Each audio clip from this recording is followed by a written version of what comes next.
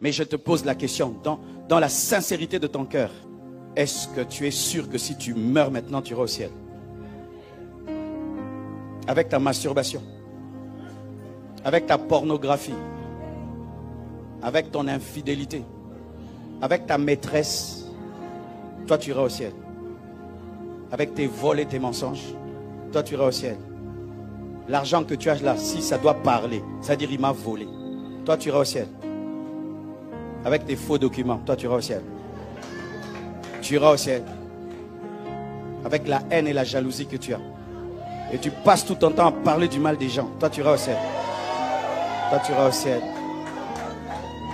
Tu iras au ciel. Écoutez ceci. Écoutez ceci. On ne va pas au ciel parce qu'on veut aller.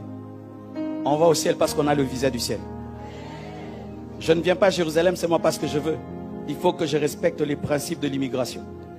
Et il y a les principes de l'immigration céleste. La foi et la sanctification. Si vous n'avez que la foi en Jésus, mais vous n'ajoutez pas la sanctification, vous attendrez le ciel et vous allez finir en enfer. C'est pourquoi beaucoup de soi-disant chrétiens seront étonnés de mourir et d'aller dans le feu. Tu as un péché conscient comme tu es là. Un péché conscient. Tu es dans l'ivrognerie. Tu es dans la drogue. Mais tu dis que tu iras au ciel. Donc que Dieu change toute la Bible rien que pour toi.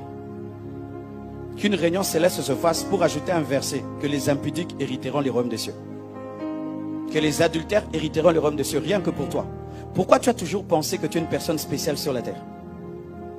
Pourquoi tu as toujours cru qu'il s'agit de toi, c'est toujours différent? Pourquoi tu as toujours pensé ça? Dieu a révélé qu'il n'a pas de chéri et de chouchou dans la parole. Vous savez quand? Lorsque le grand Moïse, Dieu lui a dit tu n'entres pas. S'il y a quelqu'un qui devait entrer malgré ses défauts, c'est Moïse. Dieu lui dit tu n'entres pas. Es-tu plus que Moïse? Écoutez la parole du grand apôtre Paul, il dit quoi?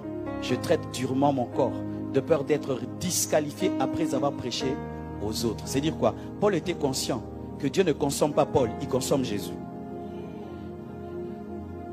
Dieu ne consomme pas toi. Est-ce que tu as Jésus? Si tu ne l'as pas, mon frère, on viendra à ton deuil. On va faire des belles prédications. On va mettre l'encens. On va mettre l'eau bénite, tout ça en enfer. Malgré l'eau bénite et l'encens. Une grosse croix. Et que ton âme repose en enfer. Mais oui, parce que comment quelqu'un qui aime des mangues? Toute ta vie, tu sèmes des bananes. Une vie de péché. Et puis tu attends aller au ciel. Pourquoi? Parce que Dieu est bon. Ce n'est pas ce qui est écrit dans la parole de Dieu. Le Dieu d'amour bon a créé le ciel et l'enfer. Mais quand tu es en Jésus, tu vois tout ce que je dis là, ça ne te trouble pas. Et je l'ai fait consciemment, de troubler les gens. Mais un vrai chrétien, malgré tout ce que je viens de dire, il a la paix. Le Saint-Esprit lui dit, ça ne te concerne pas. Tu marches en communion avec Dieu. Mais si quand j'ai parlé comme je viens de parler, ton âme est troublée, frère, fais très attention. Tu n'as pas l'assurance du salut. Et tu n'es pas en Christ. Tu vas à l'église. Tu sers Dieu, mais tu n'es pas en Christ.